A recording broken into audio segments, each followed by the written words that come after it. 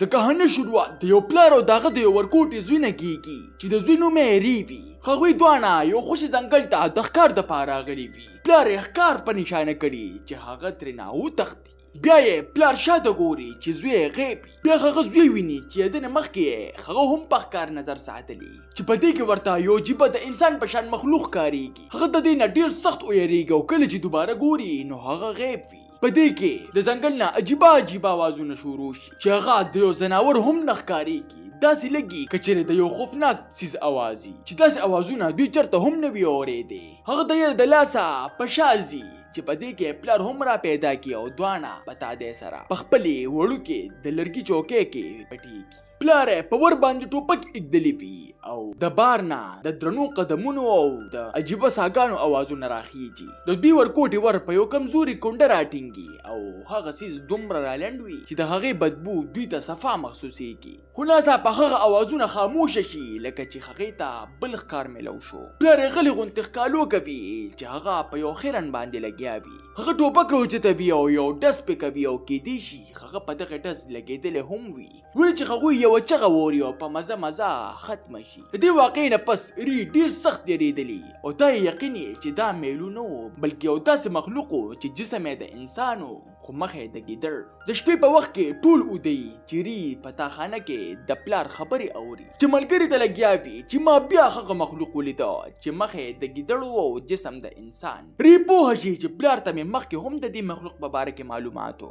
بیا موږ 10 کاله پس ری وینو چې ری اوس ریګو شوي وي چې هغه اوس یو کامیاب یو خانداني او بل زاړه یادونه هیرونکی انسان جوړ شوی وي. هغه اوس په یو ښار کې اوسېږي چېرته چې ورسره د ده ښځه او یوه لور هم اوسېږي چې یوه ورځ ورته یو خط میلاویږي چې د دوی د زوړ کور د خیال ساتلو والا څوکیدار په یوې ډېر عجیبه طریقې سره قتل کړی شوی دی. کریګو غوښتل دا خبره نظر انداز کولی هم شوه خو په هغه کې هغه زړه یاره واپس راوچتېږي. څه خبرې اوس هم د هغه د مزغو نه وتلې نه وي.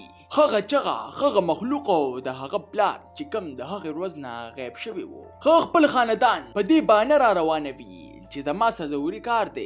تاسو به هم چکر ووهئ او زړه به م خوشحاله شي. هغوی چې څنګه کور ته ورلنډېږي نو یو کس دوی خبرداروي چې خیال کوه دا دنیا صرف د انسانانو نه ده. په دې کې یو بل مخلوق هم اوسېږي چې موږ ته ګوري چې دوی ورته وایي چې ما نه لارې هېرې شوي دي ته ما سره مدد وکړه او هغه ورسره هم په ګاډي کې را روانېږي. په لاره کې په دوی شپه راشي او په سړک باندې ورته هغه د انسان په شان مخلوق ولاړي چې د څه د وجې د دوی نه د ګاډي ټوله ګډه وډه شي او په یو ډز سره هر څه خاموشه شي او په اونو ورشي او بانډه شي پکې. بیا هغه کس د ګاډي کړکۍ کلا وخي چې ری یې منې کوي خو هغه هم هغه خپله کوي او ښکته وغورځېږي. د ښځه او لور په ډېره مشکله سره ځان روباسي او ری هم په ځان پسې ور بندوي چې په دې کې د سترګو وړاندې هغه سړی څوک راښکي. په دې سره هغوی په تادې سره ګاډي پرېږدي او په منډو کې خپل هغې زوړ کور ته رارسي او په یره کې ور بندوي. خو څوک پسې دومره په زور سره ور وخي چې ماتوي یې. ری ور کلک نیولي وي او بیا ورته المارۍ ږدي. هغه په شیشو کې ګوري خو څوک هم نه وي. هغه د پلار د زوړ ریډیو په مدد سره پولیسانو سره رابطه کوي خو سیګنل یې نه وي. بیا هغه د خوراک په تلاش کې په کچن کې داخلېږي او د هغې ځای نه اوچه غوښه راخلي خو څنګه چې یې خوري نو په خوله کې غاښ وخیچي. ښځه وله پټی راوړي چې د ده لاس ته یې پام شي چې داسې نشان پې وي لکه چې څه شي پې چک لګولي. په دې سره وله ښځه پټی کوي او لور او ښځه دواړه ورته په حیرانتیا سره ګوري چې دوی میخونه راخلي او د دوی د حفاظت دپاره په المارۍ ټک وخي خو د هغه نه میخ هم نه ټک وخلی کېږي. هغه هم ځان ته حیران وي. په شپه کې د هغه سترګې کولاویږي چې په ټول کور کې یو عجیبه خاموشي وي او لور او ښځې غیب وي. هغه په دیوال یو جوله ویني چې په حیرانتیا سره د هغې خوړلو ته ډکېږي خو څنګه چې ورته ورلنډېږي نو زړه ورته خراب شي. بیا چې څنګه دوی په برنډه کې خپله ښځه او لور محفوظ ویني نو د یو اطمینان څه اخلي او دی بیا څه اوازونه اوري. هغه دې اوازونو ته په غور سره غوږ ایښودلی وي چې یو شی ترېنه خپنې وي. دې ته د خپل ځان د خلاصولو ډېر کوششونه وکړي خو د ده په چغو باندې ښځه راپاسي او په سټک باندې خپل خاوند خلاصوي. د دې نه پس د ده حالات نور هم په خرابېدو شي. د هغه ټول وجود رپېږي او په سبا باندې بیا په نیمه شپه کې راپاسي چې هغه د خپلې ښځې خبرې اوري چې په ټلیفون د چا نه مدد غواړي وي چې د کله نه موږ دلته راغلي یو د هغې روز نه د خبرې پرېښودي. د دې خبرې په اورېدو سره هغه ته لګي چې زه بالکل ټیک ټاک یم خو زما ښځه او لور دواړه کاڼه شوي. بیا په مزه ریته هم په خپله اندازه وشي چې د بهر نه هوټي کېم خو دننه راکې تبدیلی را روانې دي. چې ښځه ورته وایي چې ته څه هم ویل غواړې نو ماته یې لیکه. خو هغه په ډېره مشکله سره صرف یو لفظ ولیکي چې مرمه. چې ښځه ورله تسلي ورکوي چې ته صرف بیمار یې ډېر زر به ټیک شي. خو په دې کې دا حالات نور هم په خرابېدو شي. هغه اوس نه د چا اوازونه اوري او نه د چا په خبره پوهېږي لکه چې په یوې بلې دنیا کې داخل شوي. بیا په هغه باندې د وینو بوی لګي چې پسه سره د قابونه بار شي او په خپل زخمي لاس باندې چکونه لګول شروع کړي. د ده په دې غیر انساني رویې سره د هغه لور او ښځه دواړه دنه ویریږي. خو په ده کې اوس هم څه ناڅه عقل پاتې و. د دې د وجې هغه په دوی حمله نه کوي.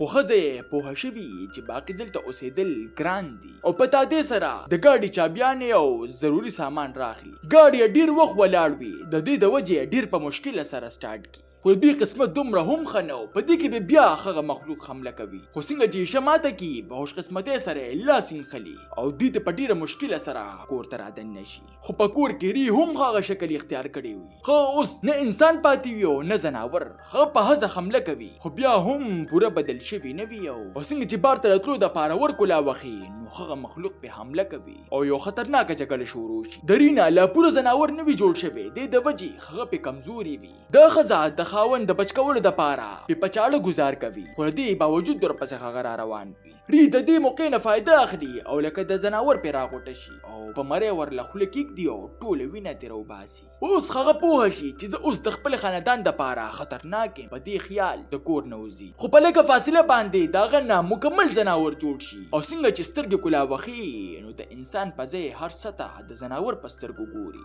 او دوی پسې کور ته راځي. هغه ته خپل کور پوره معلوم وي. دې د وجې لومبي ورته بجلی مړې کوي او بیا پې د بره نه حمله کوي او دوی پسې را روان وي. چې ښځه ورته په چغو چغو سره وایي چې لرې شه. خو څنګه چې دې لور له لاس وروړي نو ښځه پې په چاړه لاس وخي او بیا په منډه د ځناورو غوجل ته ځي. چېرته چې ورپسې هغه په زوره سره ورډبوي او بیا ځمکه راکني. خو دا ښځه هم څه عامه ښځه نه وه. هغه ورته یو لټ باندې کوي او څنګه چې ری خواله راځي نو هغه تخپنی وي او دوی منډه کوي. هغه په خپل زورونه کوي خو نه راخلاصيږي او اخر خپل خپاب خوله کېږدي او په خپل د ځان نه کټ کی او په توهېدو دوی پسې را روان وي او لور او ښځې په خوشي ځنګل کې تې منډې وخي او دوی هم هغسې اوازونه شروع کي لکه څنګه چې ده په خپل ورکوټوالي کې اورېدلي وو. اوس یې ښځه او لور هغه ځای ته رسي چېرته چې د دوی اکسیډنټ شوی وو او دغلته ورته یو ټوپک ملاوي او بیا دریدي هم په هغې د لرګي چوکۍ کې پناه اخلي او ورته ټوپک نیولی وي. خو په دې خیال په خپل خاوند ډز نه کوي چې کیدای شي دی اوس هم مونږ پیژني. خو څنګه چې په دې د حملې کولو واله وي هغه یې په یو ډز سره لاندې راغورځوي او مړ شي او دواړه ورته جاړي. تاسو ته دا نننۍ کهاني څنګه ولګېده ما ته خپله قیمتي رای په کمنټ کې ضرور راکړئ. ملاویږو به په یو نوي ویډیو سره. ما له راکړئ اجازت. بای بای.